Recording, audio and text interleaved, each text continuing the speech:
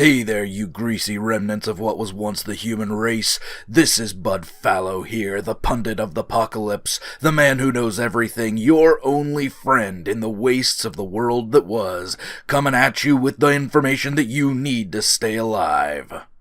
And I'll tell you what's on my mind today. It's cannibals.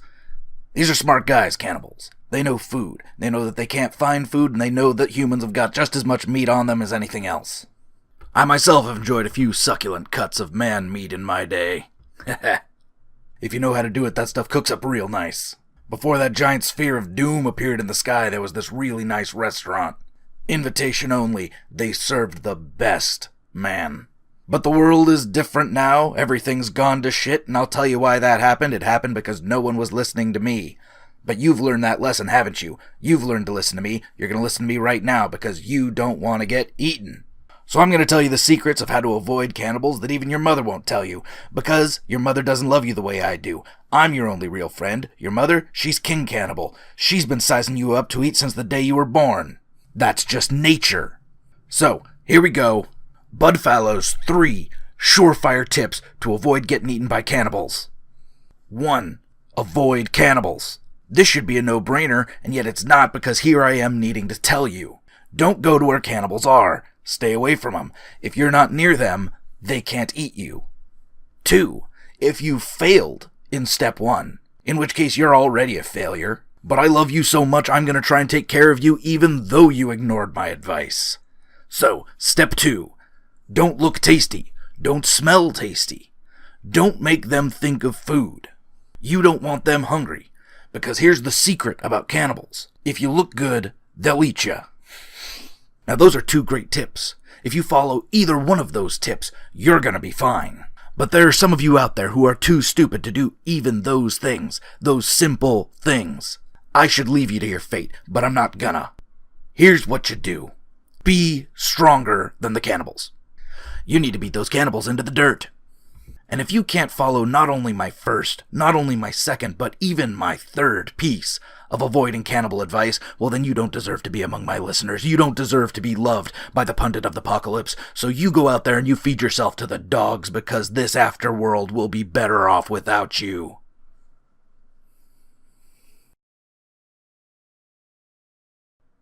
And here's another thing. What's all this noise I'm hearing about people who think they have a right to water? Last I checked, water's a thing, and things can be owned. So what about my right to own water? What about anybody's right to own water? Do I come in to the sheet metal hovel where you live? Do I dig through your meager possessions, making a mess while I look for whatever I think I deserve at this moment, just because I need it to live? No, I work for a living, like a real Punjaran. I make my money honestly, and I pay for what I need. And if you can't do that, well, maybe dehydration is the best fate that you can hope for. Listeners, we're going to take a little break here now. Remember, our phone lines are open and we're looking for your donations to keep this message of truth coming to you across all Punjar radio. We'll be back shortly. So there I am, sitting in Kevorkian Memorial Park, enjoying the calming whir of the suicide machines. And my pleasant afternoon is interrupted by the sobbing of some brat begging his mommy not to kill him. Baby, I didn't want to die. So I slapped that child and I reminded him of exactly what I'm going to remind you right now. Have you killed anyone to protect the homestead? Have you scraped the meat off anyone's bones to provide for your family? No? Then you're still property, kid. Your parents own you, and if they say it's time to die, then it's time to die. Stop disturbing everyone's nice day with your wailing. I'm still cleaning the gore off of my shoe, but I don't regret it for a goddamned instant, because that's the way Papa Fallow do. With that out of the way, I'd like to take a moment to pay respects to this show's sponsor today, Dusty Dealer Dave. If you're going to be injecting Clartesh into your eye tonight, and let's be honest, we all know you will, you want to make sure it came from a reliable source. Fewer than 60% of Dusty Dealer Dave's clients complain of hallucinating space clowns when using his product. That's a whole 4% less than his closest competitor. So if you find yourself underneath the platform with the garbage ejector cannon on it, do yourself a favor and get high the way the Pundit of the Pocalypse does. All I'm saying is that there's a giant sphere of destruction hanging in the sky, society has gone to shit, so if your doom cult can't offer a little pizzazz, then you're not getting a second look from me.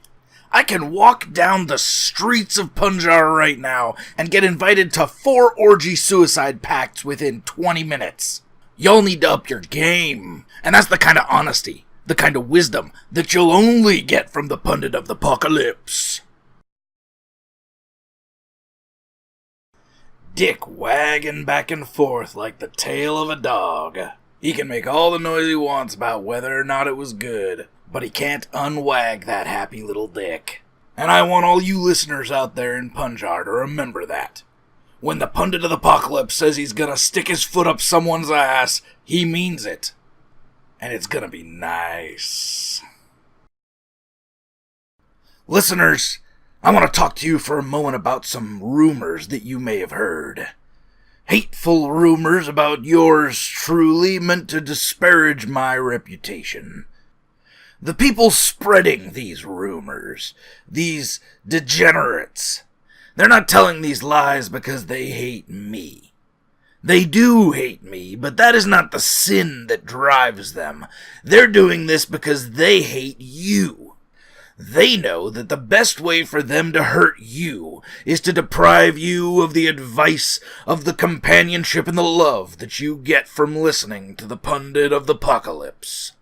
This hateful cabal believes that by depriving you of my wisdom, they'll be better equipped, better able to defeat you in this horrible competition that we call life. Because, listener, without my advice, where would you be? So I'm going to prove to you now that my love for you is greater than their hate. Because love defeats hate, my friends. I will overcome these hateful rumors by confirming them.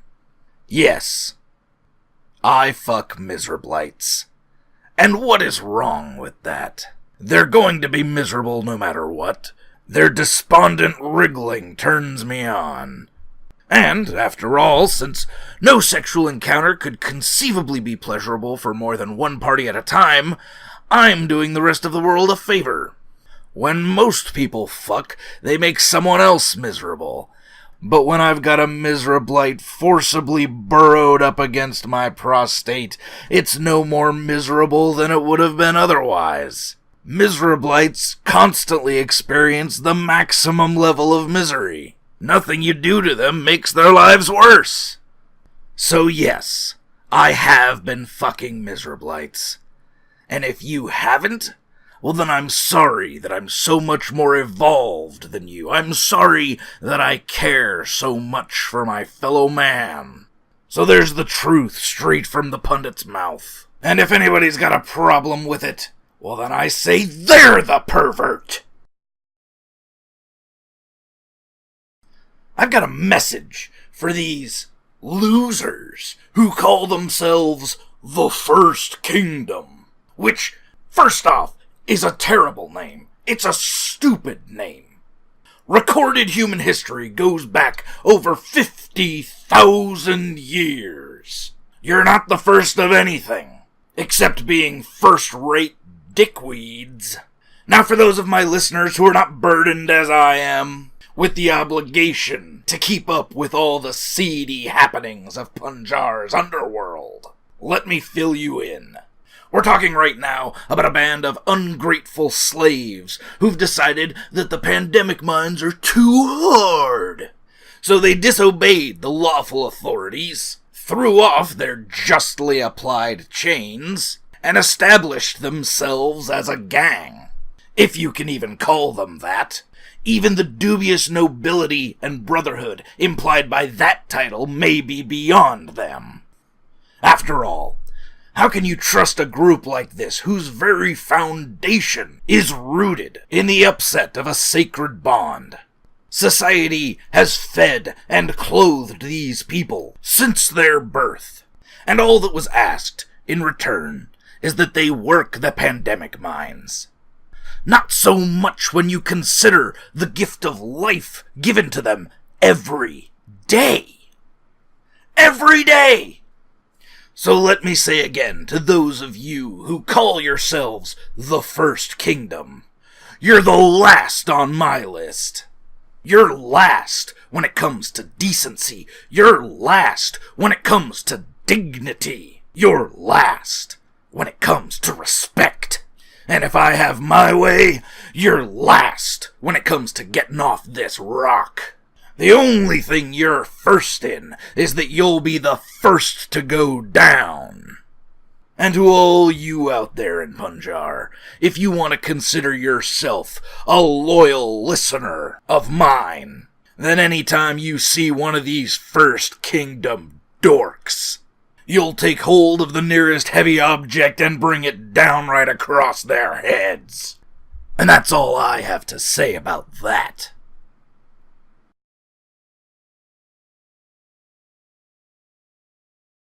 I know there are many among my listeners who will be dismayed, even shocked to hear me say this, but there's nothing fundamentally wrong with mutants. At least, nothing wrong with them in principle. And to be frank, any other position would be prejudicial. Budfallow is not a racist. The Pundit of the Pocalypse is here for all peoples. With that out of the way, let's talk about mutants and their place in our society. I'm sure many of you are thinking right now, Bud, Pundit, what about all those terrible mutants? The ones that can read our minds, the ones that can set fire, the ones with vaginas. And yes, of course, I would agree with you. Those mutants are terrible and need to be exterminated. But that's a decision made on a case-by-case basis. You can't just get rid of someone because they're mutated at all. It's gotta be a matter of the specific mutation or how they've used it. You have to consider all of the many benefits that mutants can bring to our society. Recall that by the very nature of their mutation, they can no longer be considered human, and thus, human rights do not apply. By that fact alone, they provide enormous value to our economy. All the things that we should be able to do to humans but can't because of a broken legal system can be done to mutants. Moreover, there are innumerable ways in which specific mutations can be beneficial. A particularly strong mutant would be excellent as a mine worker or a box mover. Mutants without a mouth could be employed in the service industry. You should never have to put up with a chatty server or the fear of someone spitting in your food again. Some mutants with particularly fearsome and dangerous abilities might be employed as gladiators or soldiers, or, if surgeries can be performed to remove certain problematic areas of the brain, they could be employed as bodyguards as well. Consider also the scintillating possibility of a mutant with 8 or even 7 dicks. Ooh, maybe 4 assholes and a pair of tongues. You wouldn't want to deny the possibility of that pleasure to the Pundit of the Pocalypse, would you? A man who cares for you more than your mother, your father, your aunt, your uncle, your spouse, your fuck buddy, and your children. Pundit needs him a little guy with 7 dicks, 4 assholes, and 2 tongues. The Pundit's done his hard work for you, and he deserves his payday. So, please be on the lookout. If you see any mutants with 7 dicks, 4 assholes, and 2 tongues, I need to know about it. All that being said, mutants who have too many teeth are creepy, and you have my permission to kill any that you find in the street. And as far as I'm concerned, that's a legal sanction. We're gonna turn to the phone lines here, because your Pundit is a man of the people, and he cares what you think. I've got Cian on line 4. Cian, what's on your mind? The name's Sean, sir. That is a ridiculous way to pronounce that name. It is clearly spelled Cian. I cannot tell you how tired I am of all these hippy-dippy parents giving their children ridiculous names, spelled ridiculous ways, and pronounced even more ridiculously. Cian, what'd you call for? I'm a first-time listener, a first-time caller, long-time listener. I'm sorry to ramble, sir. The previous caller sort of stole my thunder, but I did have something I'd like to say in reply to the caller you had earlier, specifically the gentleman who thought that you should organize us to assault the escape ships and force our way on. Yeah, that idiot. And what would you like to say about that issue? Well, I'd just like to point out that one of these days, when one of these ships takes off, I'm going to be on it. Why would I want to disrupt the system that will protect me when I'm on my ship, just to make sure I can get on an earlier ship? It's a really good point. And Cian, have you secured passage yet on one of these vessels? No, sir, I have not, but I'm going to continue trying, and I have confidence that I'll succeed. You realize that nearly every escape ship has left the planet, the normal course of departures has completely shut down, and that at best we only have a few days until that giant ball of death in the sky crashes down and destroys all life on Punjar. Yes, sir, I understand that, but I don't see how that gives me the right to another man's property, nor does it give you any right to my property when I get on a ship heading off this planet. Not you specifically, of course, Mr. Pundit, speaking in the general... You see, this here, listeners, this is an example of a man with a code, a man with conviction, a man whose morals don't change with the circumstances, because morality doesn't change with the circumstances. What is right, and what is wrong, and that never changes. Cian, I want to thank you for your call. It's time now, listeners, to take a short break from our program to hear a message from our sponsor, Meth. Do you got meth? We'll be back in a moment. I'd like to get serious for a moment, serious and personal.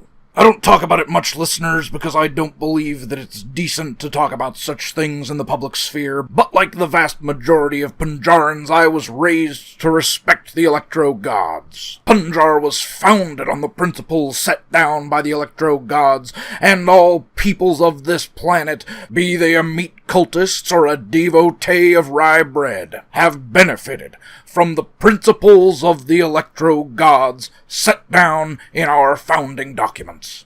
No other religion, no other philosophy throughout human history would be as tolerant as we have been of their degenerate faiths, because no other religion is as understanding or as loving as that of the electro-gods. And all we ask in return is that they respect this fundamental bond between our government and this faith that we all hold so dear.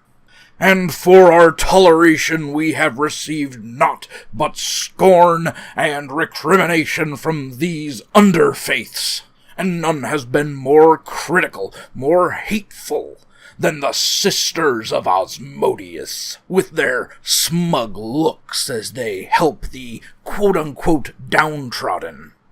Anyone with a good understanding of theology would know that those people who are suffering because of ills that they've performed in this life, that they will perform in the next, or are paying for the sins of loved ones. The Sisters of Asmodeus have crossed the line as far as I'm concerned. They think they're better than us, better than those who believe in the principles that founded this great city world.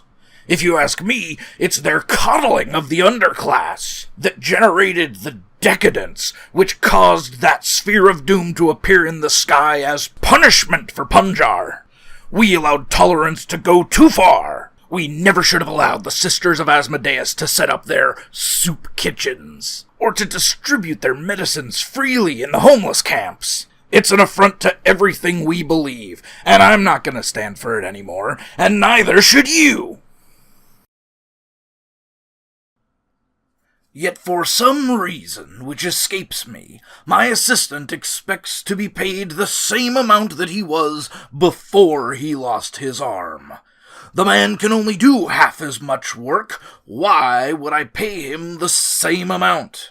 Sometimes people are just so profoundly stupid. We're going to take a little break here now from discussing the issues of the day to talk about one of our sponsors. Has the collapse of society got you down? Are you in need of a safe place to stay, a steady supply of food, and a bed that's softer than concrete? The Brothers of the Full Belly invite you to come stay with them in the shelter they've established in the ruins of the old Electro God theme park. Now, you may have heard that no one returns from this shelter, and that is true. No one returns because no one wants to leave. Rumors of brutal conditions, confinement, and eventual dismemberment for use in cannibalistic feeding are all poppycock and hearsay. The Brothers of the Full Belly have merely created an environment that is so safe and so loving that no one wants to leave.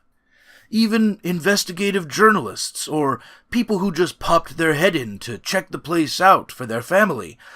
It's so wonderful in there that they just can't tear themselves away to finish their reporting or to let their family know that things are safe. But you can trust me, the Pundit of the Pocalypse, when I tell you that I've looked upon the inside of this sanctuary. I've seen the soft beds and the hearty meals, and the dancing and the people laughing, and a world that seems so far removed from our desolate apocalyptic hellscape that I understand why so many people were unable to tear themselves away. It is a beautiful departure from what has become the unfortunate day-to-day of our lives. I alone had the willpower, after seeing this bounty, to step away, return to my microphone, and tell you, my listeners, don't look this gift horse in the mouth. The Brothers of the Full Belly are kind and wholesome folk. All they want to do is make your life better. They don't want to eat you. Their bellies are full already. And with that paid advertisement that I absolutely do not endorse out of the way, let's move on to weather. My loyal listeners will know that generally I try to keep things on this show upbeat and positive and loving towards all human peoples. But I can't do that today. Today I'm angry. Today, I have been faced with something so hateful that I cannot keep my cool. Some of you may already be aware of what I'm talking about. Earlier today, Gert Kunder, that nobody who can't even get any sponsors, so he has to rely on pirate radio to get his message of hate, his civilization-destroying diatribes out onto the airwaves. His signal sometimes overpowering that of those of us who've earned the right, who've made sponsors, who've filled out the paperwork, or had their assistant fill out the paperwork to get that airtime. This Gert Kunder, this space clown who thinks he can just wipe the face paint off and suddenly his opinions are as valid as anyone else's, this thing that I am loath to call a man, he's come out against the baby toss.